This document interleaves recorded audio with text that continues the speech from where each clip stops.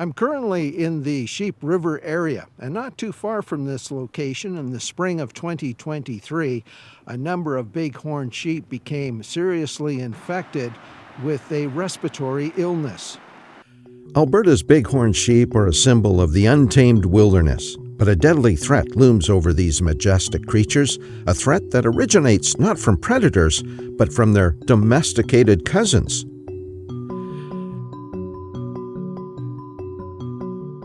MOV, or Mycoplasma ovi-pneumonia, is the single greatest threat to our wild sheep populations in North America. So it's become a real conservation concern. And here in Alberta, we've had 7 known outbreaks that have decimated some of our populations. So if we want to maintain bighorn sheep on the landscape, like I think everyone does, we really need to try and address this issue. This disease is primarily passed from domestic sheep to wild sheep through direct contact or environmental exposure. The consequences have been catastrophic, with entire herds of wild sheep being decimated in some areas. So the disease is not something new in our community, in the veterinary community, and with domestic sheep and goats. It's definitely something that is always on the list of things that can cause problems in a flock or any kind of respiratory disease. The information and the education has centered around educating them that even though it's something that's really innocuous in a domestic sheep or goat flock, it certainly can have serious consequences should it be transmitted or transferred to bighorn sheep in the area. In order to increase awareness of the program, government staff are visiting veterinarian clinics like this one to talk with vets about the issue surrounding MOV. And I mentioned that you're in a hot spot here for outbreaks. We have had 7 known outbreaks since 1945, so going way back before any of us. I mentioned known because you'll see these are mainly in 3 locations, all in southern Alberta, with the vast majority being in Sheep River, which of course is just west here. And that, perhaps not coincidentally, is also where we've had a long-term research project. So eyes on the ground. One of the key challenges is balancing the needs of the agriculture industry with the conservation of wild sheep. Alberta is home to a thriving sheep farming community, and their livelihoods are tied to the health and well-being of their flocks.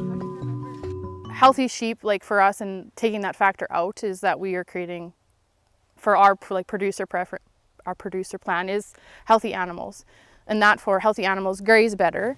And when it comes to interacting with wildlife, there definitely is, we know that there is no concern that we are negatively impacting what's around us. We want to work with the wildlife in our area, not against it. So healthy sheep, if they're MOV free, we know that they're utilizing the land to their best potential as well as keeping other animals safe.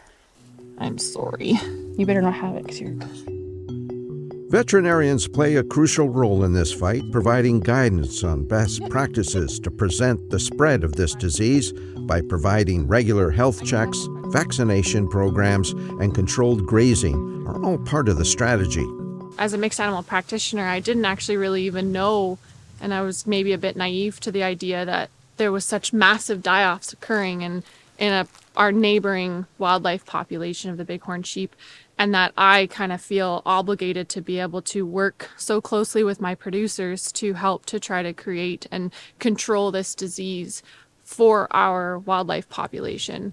And to be honest, I had no idea that there was massive die-offs happening until we had these presentations and these conversations with the government and everyone involved in the program. And it was really a eye-opening opportunity for me to say, I need to do something and I need to help my producers become aware of this disease and help with the testing and the surveillance. The provincial government is actively involved with the development of a response plan should another outbreak happen. Cooperation with a number of partners is paramount in order to find a solution that ensures the sustainability of both domesticated and wild sheep. Our partnerships are critical. My wildlife disease unit is really small, strong but small, but We have partnerships that we absolutely rely on. We've got ministers in 3 departments. We've also got support from Fish and Wildlife Enforcement Service. They work with us in the field to undertake field operations where necessary to mitigate.